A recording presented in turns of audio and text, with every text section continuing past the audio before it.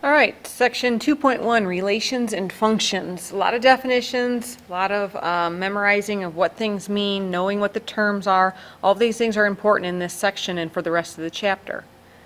Let's start off with the domain.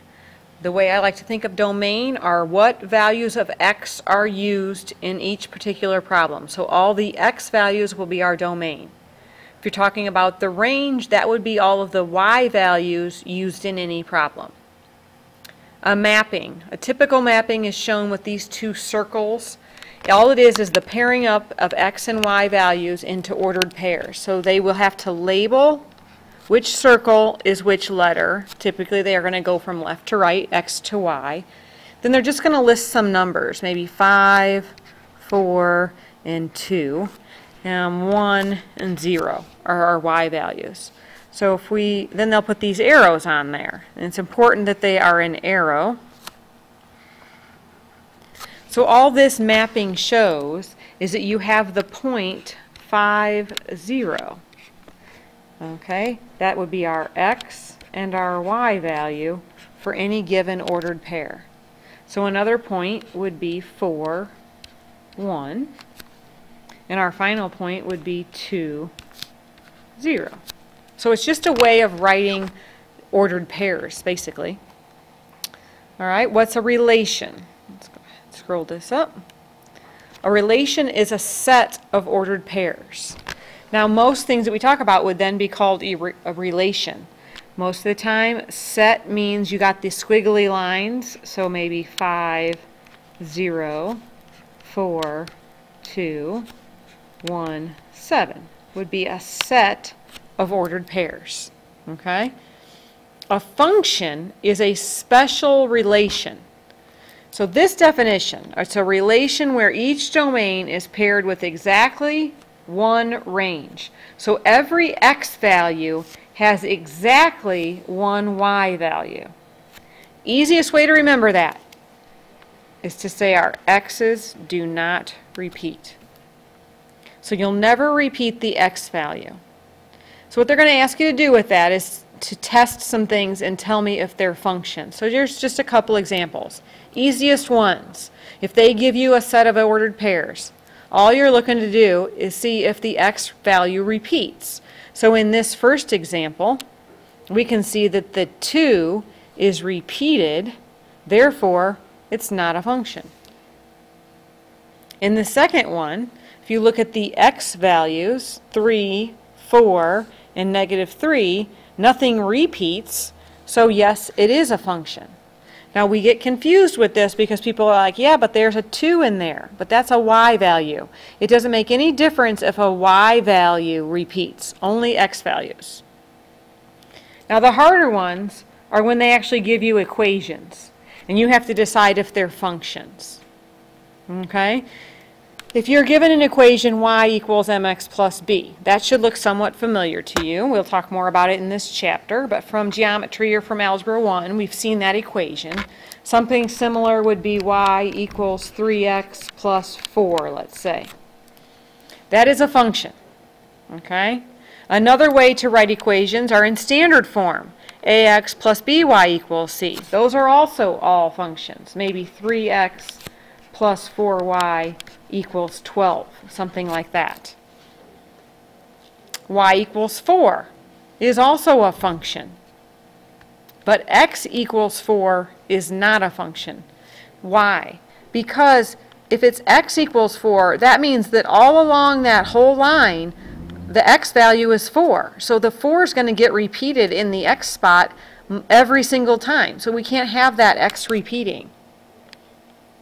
All right, if y equals x squared, yeah, that's a function, but x equals y squared is not a function.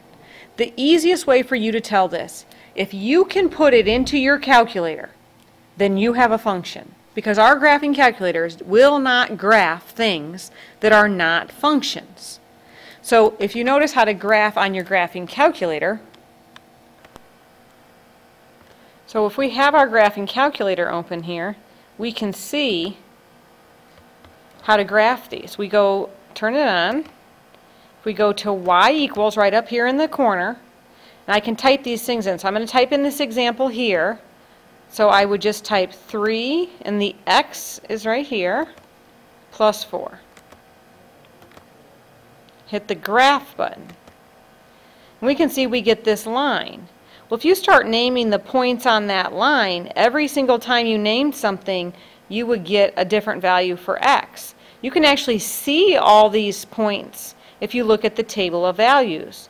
So to look at the table of values, it's yellow, so I got to go second table. And you can see that when I put -3 into this line, I get out -5. So plug -3 in right here, you get 3 times -3. -9 plus 4, you get -5. If you plug 0 in, 3 times 0 plus 4 is going to be 4. So these are all the points that are created on that line. So wouldn't this have been handy when you were in grade school and you had to make those tables for your teacher? Look at the whole table is all in here already, as much as you want to get. And it goes on forever and ever and ever. I mean, at some point it'll stop, but I've never found the end of it yet.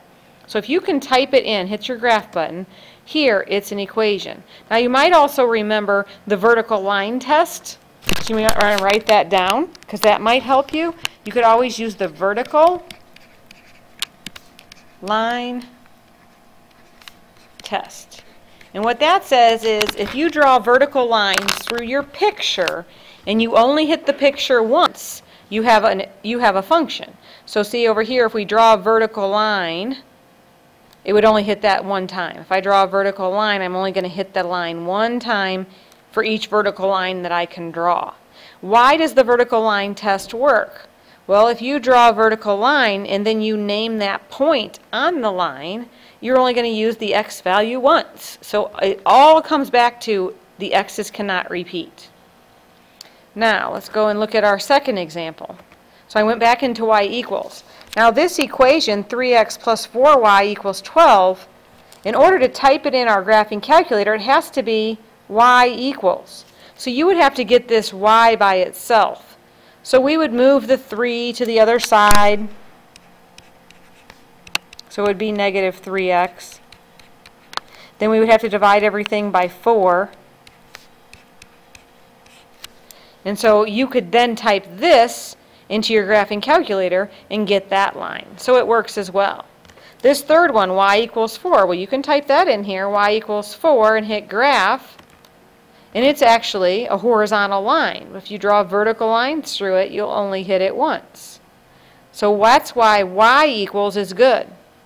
Now, can you type x equals into this calculator? No. Now, if this is a horizontal line,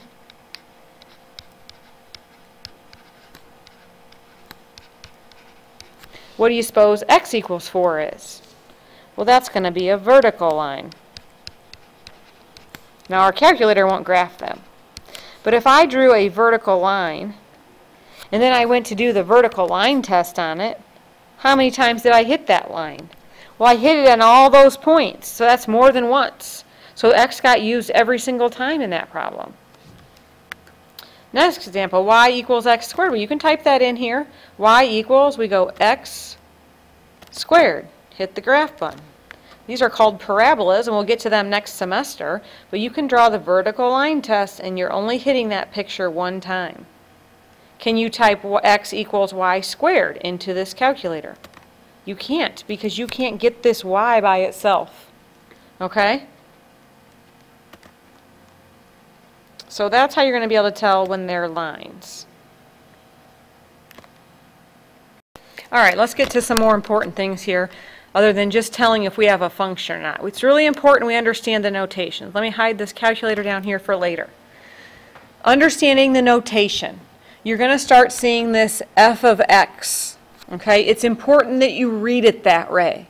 It's not f times x. It's called f of x. So when you read a problem, you need to say it that way. All it is the same thing as the letter y. So it is nothing new, nothing different than anything you've done before. It's just a different way of writing it. So if they give you the problem f of x equals 2x plus 7, that's exactly the same thing as y equals 2x plus 7. And there's no difference between those two things. So then most people are like, well, why bother with that? Well, when they write this f of x, you know automatically it's a function. So you don't even have to think about it. So all those tests we had to do in the last section, you don't have to think about it. If it says f of x, it's a function, no matter what it is. So the main reason you're going to know that is that you're going to now get values of functions. Now you've been doing this since you learned how to graph lines, which back in grade school you did with charts. This is exactly the same thing as you did in grade school. And I'm going to show you, it just looks different. So what will it look like? So they'll give you an equation, f of x equals x squared minus 8, which is the same thing as y equals x squared minus 8. No different. So all you're trying to do is find values of x and y. Well, they're going to tell you to find f of 3. So they want you to do x equals 3. So what you have is this graph.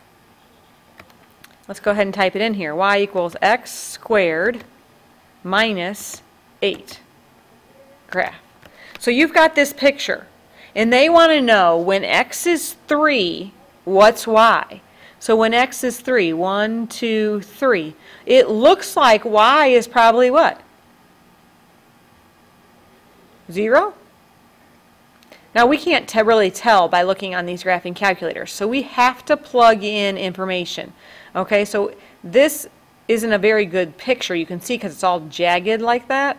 So it's not a very good screen picture. So you actually have to plug the number in. So if you were doing grade school work, your teacher would have you make these charts. And if you remember correctly, you could really pick anything you wanted in here. And most teachers would have you pick like -2, -1, 0, 1, and 2. You could have picked 27 if you wanted to. The main reason you didn't pick 27 is your graph paper. You didn't want to have to go over 27 to get to your point. So we picked nice little numbers in here. Well, all it's doing is saying, let's put 3 in there. If you put 3 in here, you square it and get 9. Minus 8 is 1. So our answer is 1. All right, now how are you going to write that answer? Well, you can just say it equals 1. So f of 3 equals 1, or y equals 1, because that's the main thing. What point is that? It's 3, 1 on this graph. So if we go over 3 and up 1, we should be on the graph. So it's right there. It's just a little bit hard to see on our picture. So when you're doing these problems, they are not hard. Okay? They are not difficult. I'm going to show you another way of thinking about it, and then you can do this however you want to. So let's just get a blank sheet of paper up here. I sometimes like to call these function machines.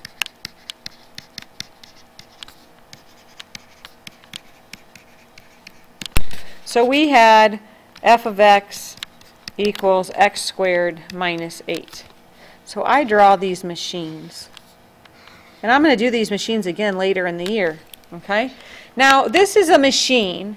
And what does this machine do? I say that this machine squares the number and then subtracts 8. So I'm going to square the number and then subtract 8. So what number did they want me to put into the machine? 3. So if it squares it and subtracts 8, what will it spit out of the machine? Squared 3 is 9. 9 minus 8 is 1. So there's your answer. Now, let's say we want to put 5 into the machine. Squares the number, you get 25, subtracts 8, and out it spits 17. Now that's exactly the same thing over here. If we go and make a chart, if I put 3 in, I get 1. If I put 5 in, I get 17. So you're not doing anything different than you did in grade school. So don't let the terminology, don't let the way they write things make things so difficult for you, because it's really not that difficult. So I want you to try the rest of these problems on this page. Okay, so you're going to try these and you're going to bring questions to me for any of these that you don't understand. Now, if it tells you to put it into the F machine, put it into the F machine. Otherwise, you have to put it into whatever letter it